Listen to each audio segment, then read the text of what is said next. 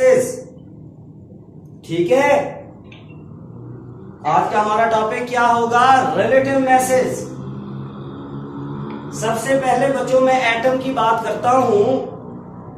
आपको पता है कि एटम इतना छोटा होता है कि एक फुल स्टॉप में 2 मिलियन एटम आते हैं।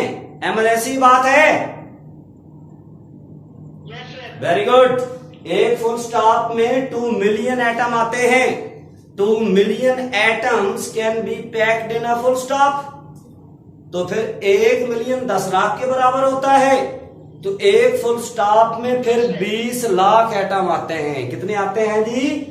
20 लाख एटम आते हैं। ठीक है बच्चों, अब हमने एटम की मैस की बात करनी है। बाद लोग बच्चों इसको मास भी कह देते हैं, बाद मैस भी पढ़ देते हैं। ठीक है, एटम की मैस की बात करनी है हमने। अच्छा, कैसे एटम की मैस की बात करेंगे? एटम तो पहले ही बहुत छोटा है, उसकी मैस कैसे निकालेंगे? अच्छा बच्चों, आप एक शॉप पे जाते हैं, आप कहते हैं कि 1 kg शुगर चाहिए आपको।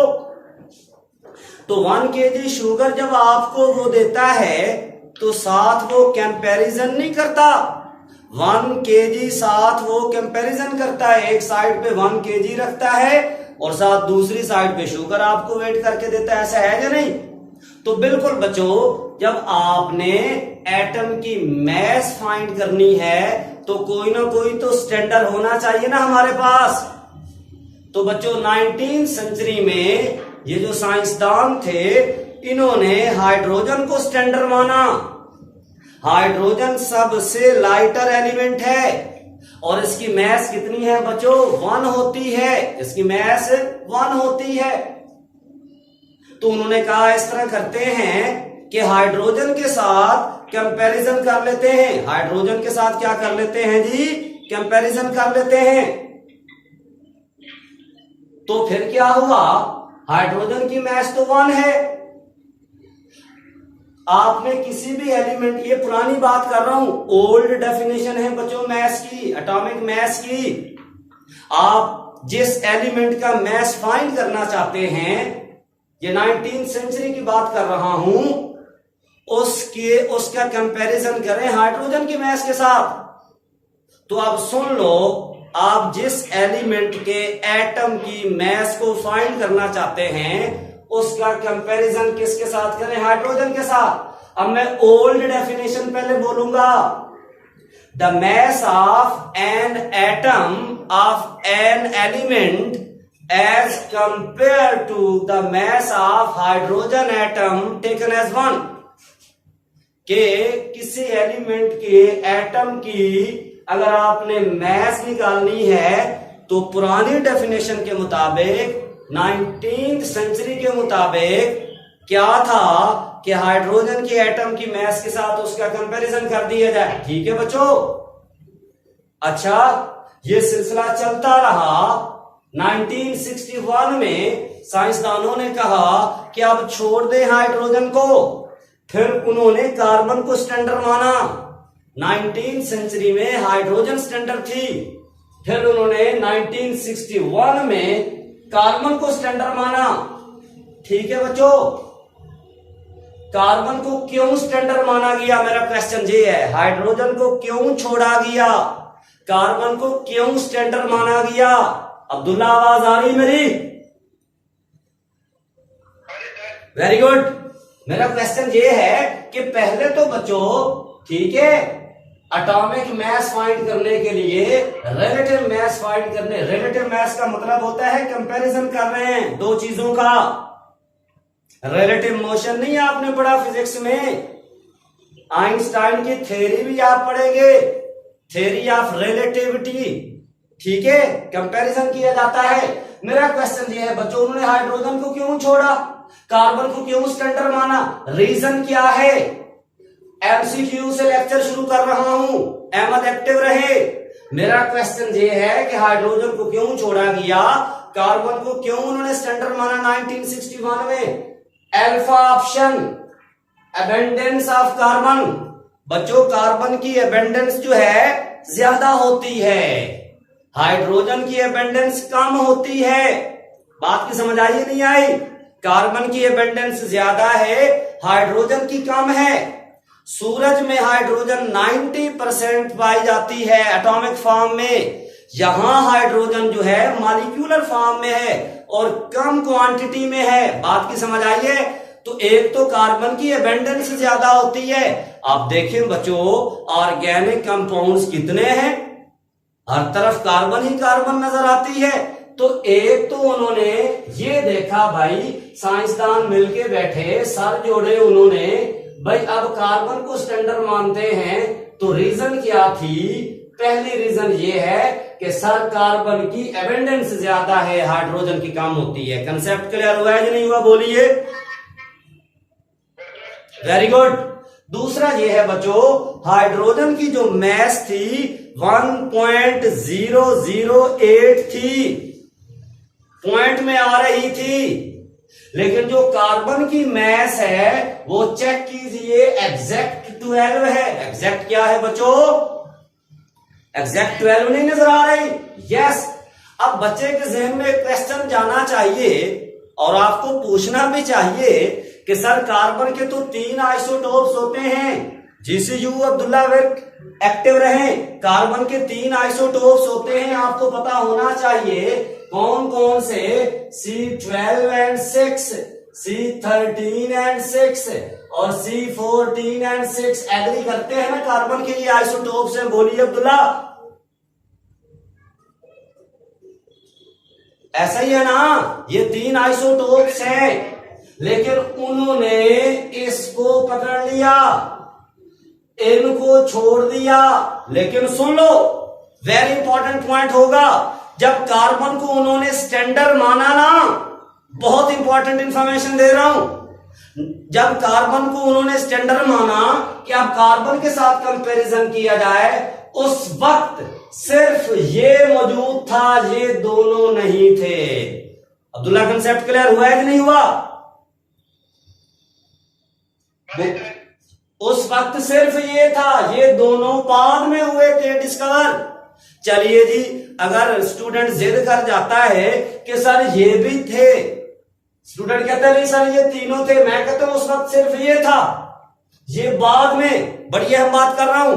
बच्चा कहता नहीं सर ये तीनों है। चलिए फिर तकरीबन बच्चों ये C12 6 जो है ना, ये 98% तकरीबन इसकी एबंडेंस होती है। इसकी कितनी एबंडेंस होती है बोलिए? 98%।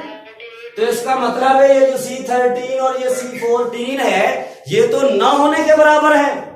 समझ आई अब्दुल्ला? ये तो न होने के बराबर है, इसलिए उन्होंने इसको पकड़ा, इसको स्टैंडर्ड माना। कंसेप्ट क्लियर हुआ है कि नहीं हुआ? Very good. तो क्वेश्चन क्या चल रहा था कि भाई पहले तो वो हाइड्रोजन के साथ कंपैरिजन कर रहे थे एटम के मैस की, ये ओल्ड डेफिनेशन है, the mass of an atom of an element as compared to the mass of hydrogen atom taken as one. लेकिन 1961 में बच्चों उन्होंने हाइड्रोजन को छोड़ के कार्बन को स्टैंडर्ड माना। रीजन क्या है? सर एक तो कार्बन की एबंडेंस ज्यादा है, दूसरा इसकी जो मैस है या मास भी आप पढ़ सकते हैं, वो फ्रैक्शन में नहीं होती। हाइड्रोजन की जो मैस है बच्चों वो किस में होती है? फ्रैक्शन में होती है। और तीसरा क्या है बच्चों? वेरी इंपॉर्टेंट बात करूंगा, अब्दुल्ला बेटे एक्टिव रहें, स्टेबिलिटी। ताहा सिद्दीकी का गायब हो गया है, उसकी आवाज नहीं आ रही। स्टेबिलिटी, कार्बन की स्टेबिलिटी ज्यादा होती है, और साथ मैंने ये भी लिखा है मॉडरेटली रिएक्टिव है। ये न बहुत ज्यादा रिएक्टिव है, न बहुत कम रिएक्टिव है। बात की समझ आई है? फॉर एग्जाम्पल बच्चों, ये जो चेयर होती है ये वुड की बनी होती है, इसमें कार्बन होती है। तो बाज दफा बच्चों आपके लाहौर का टेम्परेचर गर्मियों में क्या 41 42 तक नहीं जाता? बोलिए।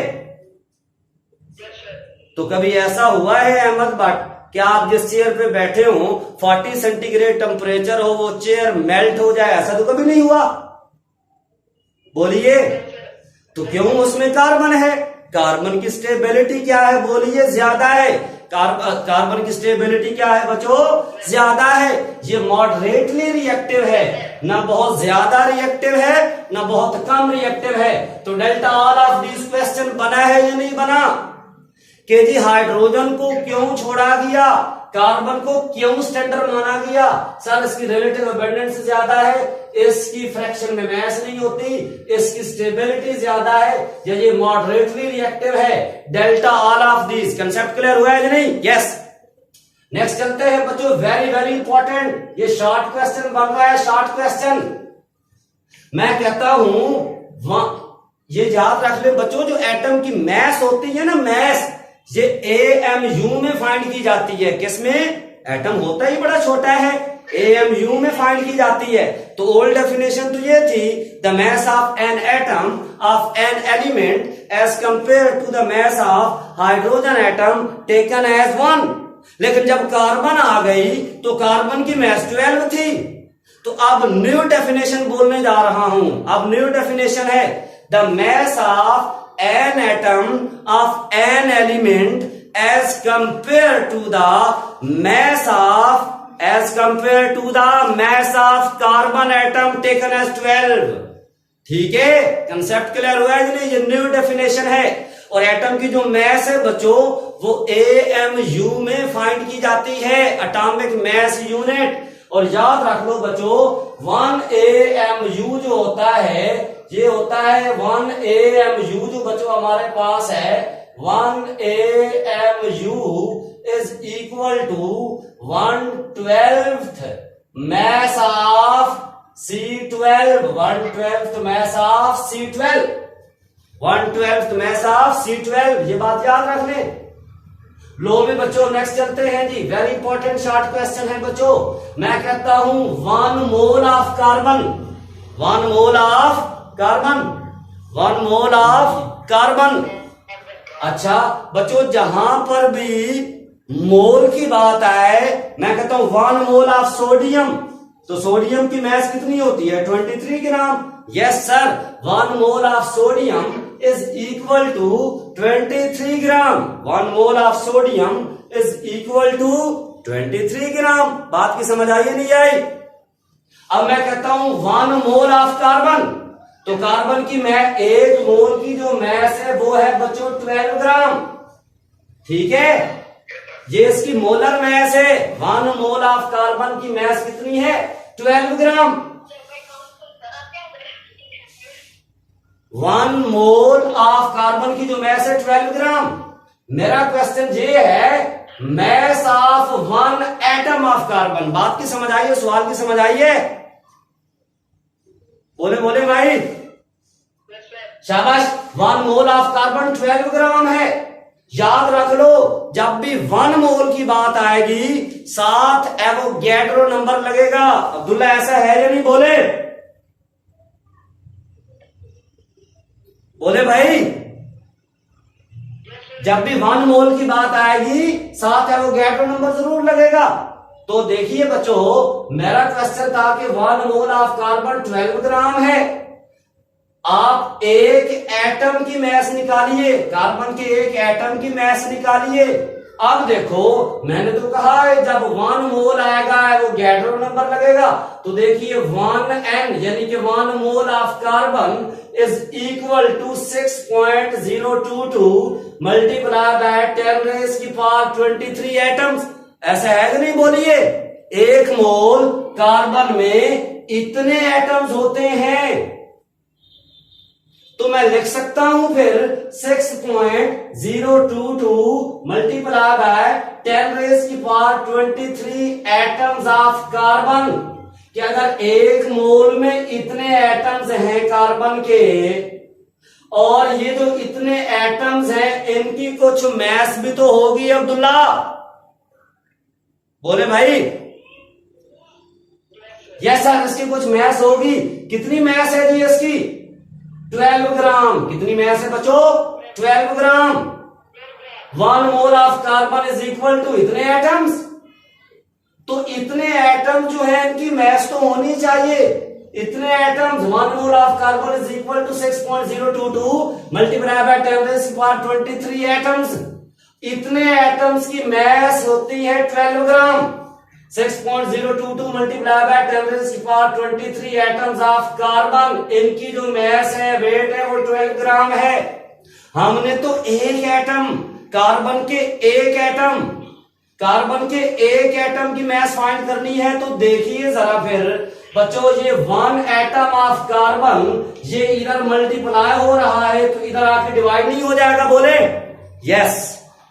तो 12 डिवाइडेड बाय, देखो ये इधर मल्टीप्लाई हो रहा है, ये इधर आके क्या हो जाएगा? डिवाइड हो जाएगा। तो 12 डिवाइडेड बाय 6.022 मल्टीप्लाई बाय 10⁻23। ठीक है बच्चों, तो 12 को इससे डिवाइड करें तो ये आंसर आता है कि नहीं? 1.993 मल्टीप्लाई बाय 10⁻⁻23 ग्राम।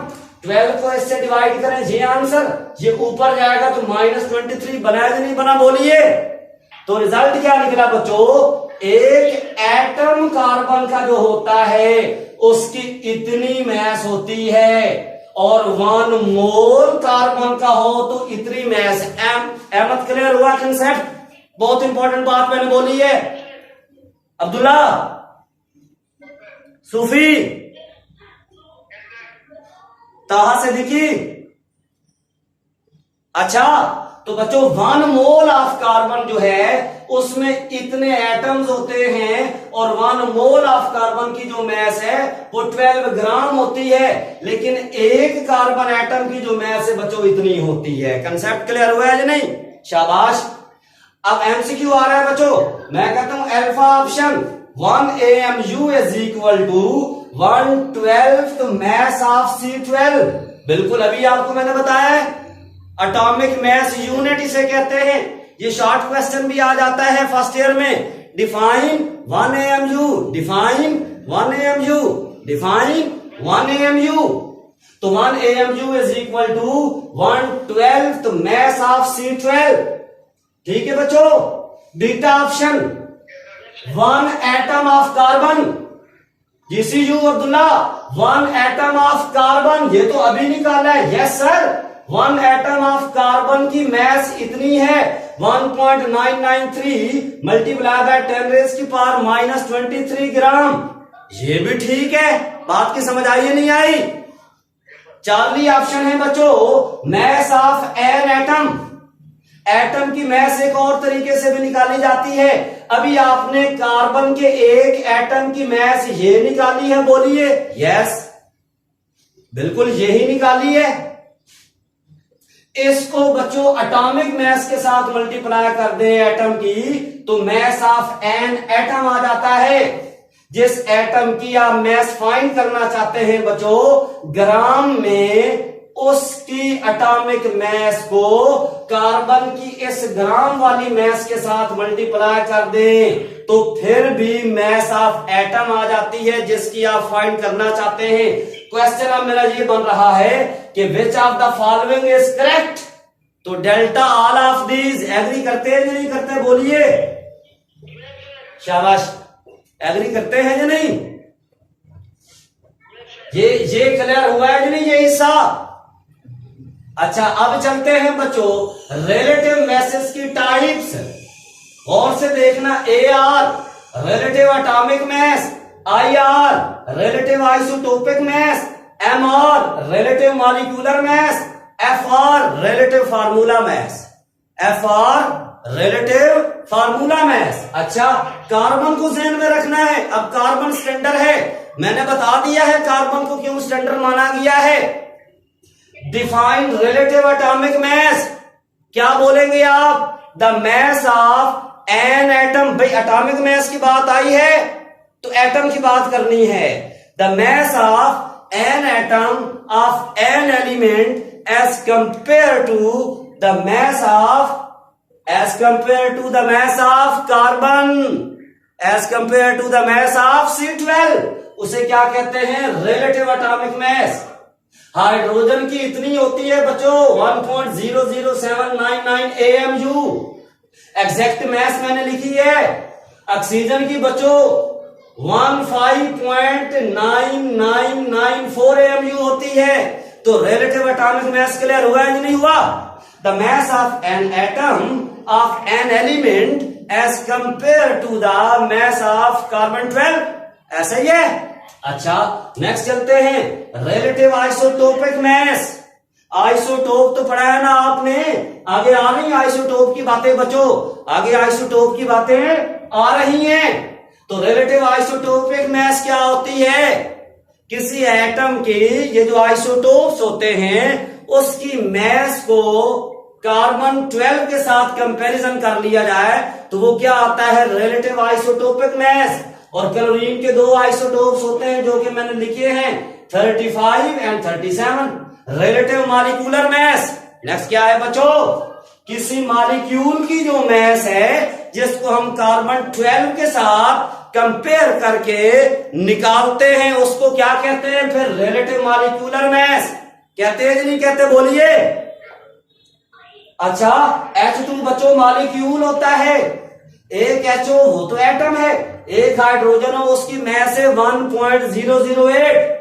एक हाइड्रोजन की मैस कितनी होती है? 1.008 होती है। मैं कहता हूं एक मॉलिक्यूल हाइड्रोजन का, तो 1.008 को 2 से मल्टीप्लाई कर दे तो ये आंसर आ जाता है हमारे पास। नेक्स्ट देखो बच्चों, हमारे पास है रिलेटिव फार्मूला मैस। अब फौरन आपके ज़हन में जाना चाहिए, फार्मूला मैस, फार्मूला यूनिट, ये तो आयनिक कंपाउंड के लिए नहीं टर्मिनोलॉजी यूज की जाती। बोलिए शाबाश, शाबाश। किसी आयनिक कंपाउंड की वो मैस जो हम कार्बन के साथ कंपैरिजन करके निकालते हैं उसे क्या करते हैं? Relative formula mass. Ionic compound की NaCl मैंने लिखा है 58.5 AMU। तो ये जो रिलेटिव मैसेज थी इसमें 4 टर्मिनोलॉजी मैंने यूज की हैं, AR, IR, MR and FR। Abdullah question पूछने जा रहा हूं, इन चारों में से एक क्वेश्चन है, सुनिए जरा। विच of the following term is used for the mass of chlorine 35.5। अभी देखो मैंने क्लोरीन की मैस लिखी है 35.5 मैस इसकी। तो मुझे बताइए ये क्या है? ये इसकी बच्चों रिलेटिव एटॉमिक मैस होती है। भाई एटम नहीं क्लोरीन, बोलिए, बोले भाई एटम है ना क्लोरीन अब्दुल्ला? तो ठीक है, फिर इसकी रिलेटिव एटॉमिक मैस है ये। भाई ये रिलेटिव आइसोटोपिक मैस तो हो नहीं सकती। ये रिलेटिव आइसोटोपिक मैस आप चेक कर लें, तवज्जो से सुनने वाली बातें हैं। रिलेटिव आइसोटोपिक मैस ये नहीं होती। ये देखो रिलेटिव आइसोटोपिक मैस कोई फ्रैक्शन में है अब्दुल्ला? नहीं नहीं, इधर तो मैंने फ्रैक्शन में नहीं लिखा। बोलिए। तो याद रख ले, जो रिलेटिव आइसोटोपिक मैस है वो कभी फ्रैक्शन में नहीं होती, वो कभी फ्रैक्शन में, बोलिए भाई, बोले भाई वेरी इंपॉर्टेंट, वो कभी फ्रैक्शन में नहीं होती। तो ये जो बच्चों मैस मैंने लिखी है ये क्लोरीन की रिलेटिव एटॉमिक मैस है। सर ये IR क्यों नहीं? सर ये रिलेटिव आइसोटोपिक मैस है जो कि कभी फ्रैक्शन में नहीं होती। मैंने तो यहां फ्रैक्शन में मैस दी है। कंसेप्ट क्लियर हुआ है नहीं हुआ? बोलिए शाबाश। ये FR क्यों नहीं? सर FR तो रिलेटिव फार्मूला मैस है और क्लोरीन कोई आयनिक कंपाउंड है, क्लोरीन तो एटम है, इसीलिए ये FR भी नहीं हो सकती। क्या ये MR हो सकती है, रिलेटिव मॉलिक्यूलर मैस? नहीं नहीं सर, आपने तो एक क्लोरीन की बात की है 35.5। अगर मैं Cl2 की बात करता तो फिर मॉलिक्यूल है ना वो, Cl तो एटम है, इसलिए सर ये रिलेटिव मॉलिक्यूलर मैस भी नहीं होती। कंसेप्ट क्लियर हुआ है नहीं अब्दुल्ला? बोलिए शाबाश, वेरी इंपॉर्टेंट टॉपिक चल रहा है। नेक्स्ट है बच्चों, विच of the following not be in fraction? अभी बताया है, अभी बताया है, शाबाश, वेरी गुड, क्या बात है जीसीयू।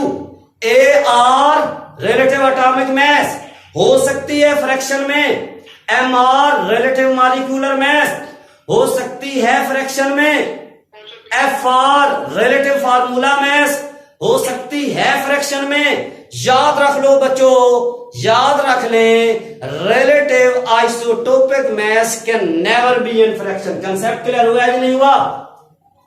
बच्चों देख लेना, एक फर्स्ट ईयर केमिस्ट्री में एक टेबल नहीं बना हुआ जहां आइसोटोप्स की मैस और उनकी एबंडेंस लिखी हुई है, लिखी हुई नहीं लिखी हुई? बोले वहां नी आके चेक कर लेना, 2021 लिखा हुआ है कि नहीं लिखा हुआ, चेक करना जरूर। तो आइसोटोपिक मैसेज जो होती है ना बच्चों, वो कभी फ्रैक्शन में नहीं होती, वो कभी फ्रैक्शन में नहीं होती। Very important MCQ. लो में बच्चों आइसोटोप्स की अब बात चल निकली है। आइसोटोप्स कहते किसे हैं? Atoms of the same element having same atomic number but different mass number are called isotopes and this phenomena is known as isotopy. And this phenomena is known as, बोलिए भाई, and this phenomena is known as isotopy. The word isotope was suggested by Soddy, याद रख लो, सोडी एक scientist था बच्चों, उसने isotope का word suggest किया था। आइसोटोप्स को आइसोटोप्स क्यों कहते हैं अहमद? आइसो मतलब सेम, टॉप्स मीन प्लेस। तो याद रख लो बच्चों, मैं कहता हूं कार्बन के 3 आइसोटोप्स हैं, तो सर इसका मतलब ये हुआ कि कार्बन मॉडर्न पीरियोडिक टेबल में जिस ग्रुप में मौजूद होगी, जिस जगह कार्बन मौजूद होगी, उसी बॉक्स में, उसी ग्रुप में कार्बन के सारे आइसोटोप्स भी मौजूद होंगे। तो अब पता चला आइसोटोप्स को आइसोटोप्स क्यों कहते हैं, बोलिए, शाबाश, बात करो, वेरी गुड। तो अब देखो बच्चों, टोटल आइसोटोप्स होते हैं 580। टोटल कितने होते हैं बच्चों आइसोटोप्स, बोले जी 580 होते हैं। टोटल कितने होते हैं बच्चों आइसोटोप? 580।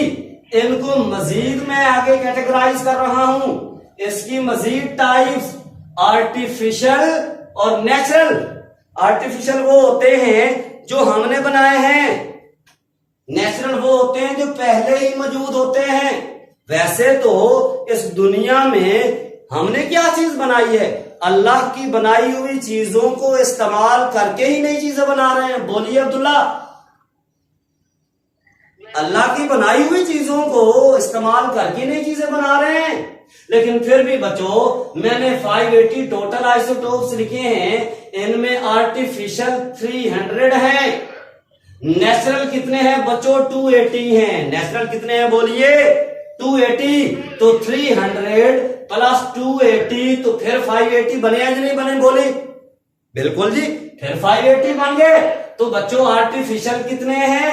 300 हैं। और ये क्या है? अनस्टेबल हैं। अनस्टेबल का मतलब ये होता है कि इनमें, याद रख लो बच्चों, स्टेबल और अनस्टेबल आइसोटोप सुन लो, सुनने वाली बातें हैं बच्चों। अगर न्यूट्रॉन टू प्रोटॉन रेशो 1 होती न्यूक्लियस में, अगर न्यूट्रॉन टू प्रोटॉन रेशो 1 हो तो वो स्टेबल होता है। वो क्या होता है बच्चों? स्टेबल होता है। ये मैंने यहां पे लिखा है, अगर न्यूट्रॉन टू प्रोटॉन रेशो 1 हो जाए तो वो क्या होता है? स्टेबल होता है। यानी कि 1 कैसे, इसको चेक कर लें, ये बाद में एमसीक्यू में प्लॉट करूंगा बच्चों। इसमें बच्चों आप चेक कर लें, इसमें नीचे क्या लिखा होता है? Atomic number. ऊपर क्या है बच्चों? इसका मास नंबर। मैं आपसे कहता हूं इसमें प्रोटॉन कितने हैं, नीचे एटॉमिक नंबर है, तो प्रोटॉन तो 16 बने इसके, बोले शाबाश। अच्छा, न्यूट्रॉन कैसे निकालेंगे? 32 में 16 निकालिए, वो भी 16, ऐसा है या नहीं? तो न्यूट्रॉन भी 16, प्रोटॉन भी 16, तो 16 से कैंसिल, आंसर 1 बना है या नहीं बना, बोलिए। तो स्टेबल आइसोटोप्स वो होते हैं जिनकी न्यूट्रॉन टू प्रोटॉन रेशो 1 होती है। और अगर न्यूट्रॉन टू प्रोटॉन रेशो 1 से ज्यादा हो जाए, neutron to proton ratio greater than 1 हो जाए, तो वो क्या हो जाता है? अनस्टेबल। वो क्या हो जाता है बोलिए? अनस्टेबल हो जाता है। तो खैर अभी आते हैं बच्चों इधर भी, ठीक है। एक और बात बच्चों यहां पर मैं आपको बताता चलूं, एक होते हैं रेडियो एक्टिव एलिमेंट, एक होते हैं नॉन रेडियो एक्टिव एलिमेंट। बताइए अब्दुल्ला, रेडियो एक्टिव एलिमेंट कौन से होते हैं? ऐसे एलिमेंट जिनमें से रेडिएशंस निकलती हैं, खुद ब खुद हम नहीं निकालते उनमें से। नेचुरल रेडियो एक्टिव एलिमेंट जो होते हैं, तो बच्चों ऐसे एलिमेंट हमें पता कैसे चलेगा कि ये नेचुरल रेडियो एक्टिव है, नेचुरल रेडियो एक्टिव है, कैसे पता चलेगा? तो बच्चों अगर सुने एटॉमिक नंबर 84 होगा किसी एलिमेंट का, पासबुक में 82 भी लिखा होता है, 84 होगा तो वो नेशनल रेडियो एक्टिव होगा। इसका मतलब है उसके न्यूक्लियस में रेडिएशन निकलेंगी।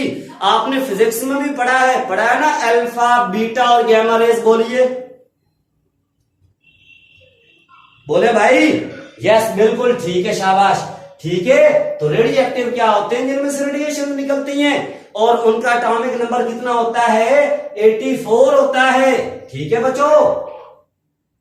तो बच्चों मैंने, ठीक है जी, आर्टिफिशियल और नेचुरल। आर्टिफिशियल कितने हैं बच्चों हमारे पास? आइसोटोप्स 300 और ये अनस्टेबल हैं, यानी ये किसी दूसरे में चेंज हो जाते हैं। नेचुरल कितने हैं? 280 और ये क्या है बच्चों? स्टेबल है। ये क्या है बच्चों? स्टेबल है। अभी वो रेडियो एक्टिविटी की बात आ रही है।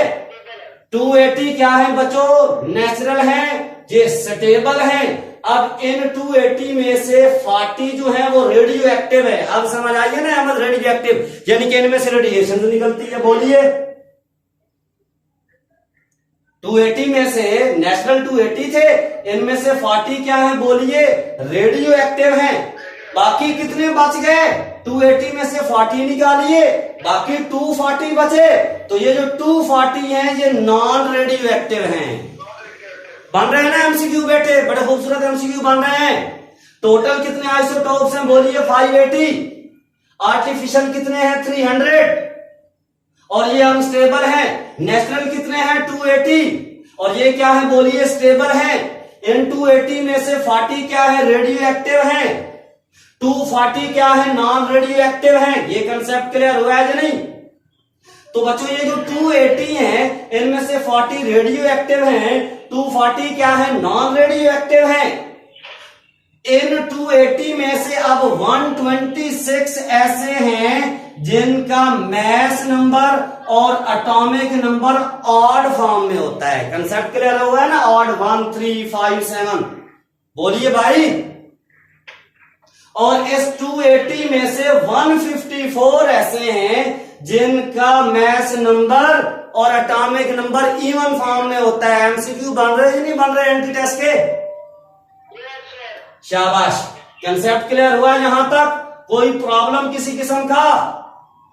अच्छा बच्चों, हम आइसोटोप्स की बात कर रहे हैं तो चलिए ये गिफ्ट है आपका। मैं कहता हूं आइसोटोप्स किसे कहते हैं? आपने कहा atoms of the same element having same atomic number but different mass number are called isotopes and this phenomena is known as isotopy and this phenomena is known as isotopy। बात की समझ आई है?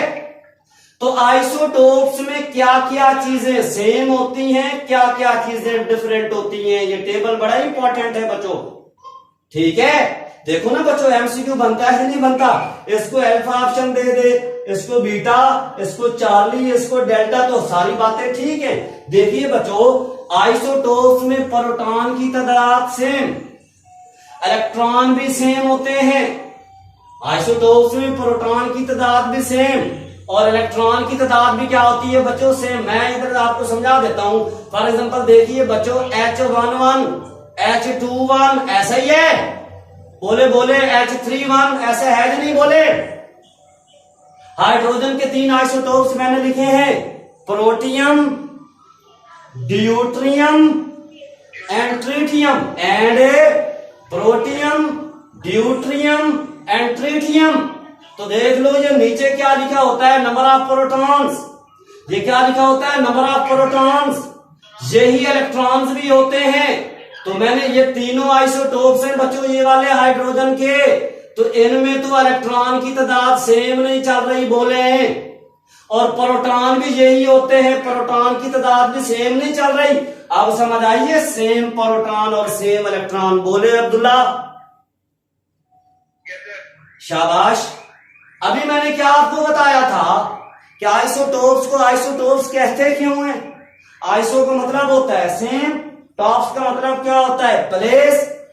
Modern periodic table में जो element जिस जगह मौजूद होता है उसके सारे के सारे आइसोटोप्स भी उसी ग्रुप में, उसी बॉक्स में होते हैं। तो अब पता चला पोजीशन इन टेबल का मतलब पोजीशन इन पीरियोडिक टेबल के एलिमेंट जिस जगह पड़ा होता है उसके तमाम आइसोटोप्स उसी ग्रुप में, उसी बॉक्स में होते हैं। Just like carbon, carbon fourth group में है, फोर्थ ग्रुप का पहला एलिमेंट है, तो इसके सारे जो 3 आइसोटोप्स हैं बच्चों वो भी उसी बॉक्स में होंगे जहां कार्बन है, जहां क्या है, कार्बन है। बात की समझ आई है बच्चों? नेक्स्ट है बच्चों नेचर ऑफ रिएक्शन। इनका रिएक्शन की नेचर सेम होती है। क्यों? एटॉमिक नंबर सेम होता है, याद रख लो। आइसोटोप्स का एटॉमिक नंबर सेम होता है और केमिकल प्रॉपर्टीज एटॉमिक नंबर पर डिपेंड करती हैं, और जो फिजिकल प्रॉपर्टीज हैं बच्चों वो किस पर डिपेंड करती हैं? मैस नंबर पर। किस पर बच्चों? मैस नंबर पर डिपेंड करती हैं। तो फिर अगर इनका एटॉमिक नंबर एक जैसा है तो फिर नेचर ऑफ रिएक्शन भी तो एक जैसे होंगे। बोलिए शाबाश, है या नहीं? डिफरेंट क्या है? न्यूट्रॉन की तादाद डिफरेंट होती है। देखो इसमें 0 न्यूट्रॉन, इसमें से ये निकालें 1 न्यूट्रॉन, इसमें से ये निकालिए कितने न्यूट्रॉन है जी? 2। तो नंबर ऑफ न्यूट्रॉन इनकी क्या होती है जी? नंबर ऑफ न्यूट्रॉन डिफरेंट होते हैं। इनकी स्टेबिलिटी भी डिफरेंट होती है, मैस जो डिफरेंट हुई। बोलिए शाबाश, बिल्कुल ऐसा ही है। इनकी हाफ लाइफ भी डिफरेंट होती है। हाफ लाइफ तो आपने फिजिक्स में भी पढ़ा है ना, कि वो टाइम जिसमें किसी एलिमेंट की हाफ मैस जो है, फॉर एग्जांपल मैं कहता हूं 50 ग्राम मेरे पास यूरेनियम है, तो अगर वो 25 ग्राम रह जाए तो इसका मतलब है कि वो उसकी आधी जिंदगी खत्म हो गई। बोलिए शाबाश। यस, इसकी हाफ लाइफ भी क्या होती है? डिफरेंट। इनकी रिलेटिव एबेंडेंस भी डिफरेंट होती है। आपको पता नहीं क्लोरीन जो है 35 और 37 आइसोटोप्स हैं या नहीं क्लोरीन के? बोलिए। लेकिन दोनों की रिलेटिव एबेंडेंस क्या है? डिफरेंट है। दोनों की रिलेटिव एबेंडेंस क्या है बच्चों? डिफरेंट है। बात की समझ आई है? नेक्स्ट चलते हैं बच्चों, इनकी क्लासिफिकेशन कर रहा हूं, 580 क्लासिफिकेशन कर रहा हूं इनकी। मोनो आइसोटोपिक एलिमेंट, ऐसे एलिमेंट जिनका एक एक आइसोटोप होगा, वेरी इंपॉर्टेंट। तो ये एलिमेंट है जिनका एक एक आइसोटोप है। कौन सा? Fluorine, iodine, astatine, aurum, aurum for gold, sodium and iron, इन सब का एक एक आइसोटोप है। तो मैं कह नहीं सकता बच्चों ये मोनो आइसोटोपिक है। बोलिए, बोले भाई शाबाश, ये मोनो आइसोटोपिक है। और कल वाले लेक्चर में आपको पता है अब्दुल्ला बेटे, मैंने बता दिया था कि जब एक से ज्यादा चीजें आती हैं तो पोली की टर्मिनोलॉजी शुरू नहीं हो जाती। बोलिए शाबाश। यस, अब मैं नेक्स्ट पोली की बात कर रहा हूं, यानी कि ऐसे एलिमेंट आ रहे हैं जिनके आइसोटोप्स एक से ज्यादा होंगे। तो बच्चों ये मैंने लिखा है पोली में 2, इसका मतलब है ये लिथियम, ब्रोमीन और क्लोरीन, इनके 2-2 आइसोटोप्स हैं। एमसीक्यू क्लियर हो रहे हैं नहीं हो रहे? बोलिए। नेक्स्ट मैंने लिखा है 3 और साथ लिखा है carbon, hydrogen, oxygen and nitrogen, इनके 3-3 आइसोटोप्स हैं। नेक्स्ट मैंने लिखा है 4, सल्फर के 4 आइसोटोप्स हैं। नेक्स्ट मैंने लिखा है 5, निकल के 5 आइसोटोप्स हैं। नेक्स्ट मैंने लिखा है 6, कैल्शियम और प्लाडियम के 6 आइसोटोप्स हैं। नेक्स्ट मैंने लिखा है 9, कैडमियम के 9 आइसोटोप्स हैं। नेक्स्ट मैंने लिखा है SN, स्टेनम। ठीक है, याद रखने, अब पढ़ेंगे सेकंड ईयर में SN+2 भी होता है, SN+4 भी होता है। ठीक है, SnCl2 भी होता है, SnCl4 भी होता है। SN+2 को स्टेनस कहते हैं बच्चों, SN+4 को क्या कहते हैं? स्टेनिक कहते हैं। तो Sn के कितने हैं बच्चों? 11। नेक्स्ट है बच्चों सिल्वर। ये सिल्वर कहां से आ गया? ये एक्सरसाइज में लिखा हुआ है, चेक करना। सिल्वर के बच्चों टोटल 16 आइसोटोप्स हैं। कितने हैं बच्चों? टोटल 16 आइसोटोप्स हैं, जिनमें से 2 स्टेबल हैं। जिनमें से क्या है बच्चों? 2 स्टेबल हैं और 14 क्या है? अनस्टेबल हैं। ठीक है, 14 जो है बच्चों अनस्टेबल है और 2 क्या है? ये स्टेबल हैं। और ये नेचुरली अकरिंग है, लिखा हुआ है ना, NO, नेचुरली अकरिंग लिखा हुआ है नहीं? बोलो। 2 इनमें stable and naturally occurring and 14 क्या है बच्चों? अनस्टेबल। क्या है बच्चों? अनस्टेबल। ठीक है। अब बच्चों ये एमसीक्यू देखें, मैंने आपसे कहा था, तवज्जो से सुनिए, कि अगर न्यूट्रॉन टू प्रोटॉन रेशो 1 हो वो क्या होता है? Isotope stable. और अगर न्यूट्रॉन टू प्रोटॉन रेशो बच्चों ग्रेटर देन 1 हो जाए तो वो क्या होता है जी? अनस्टेबल। वो क्या होता है? अनस्टेबल। सल्फर के बच्चों 4 आइसोटोप्स हैं, 32, भाई एटॉमिक नंबर तो सेम चलेगा, 33, 34 एंड 35। ऐसा है या नहीं? बोलिए, ऐसा ही है ना?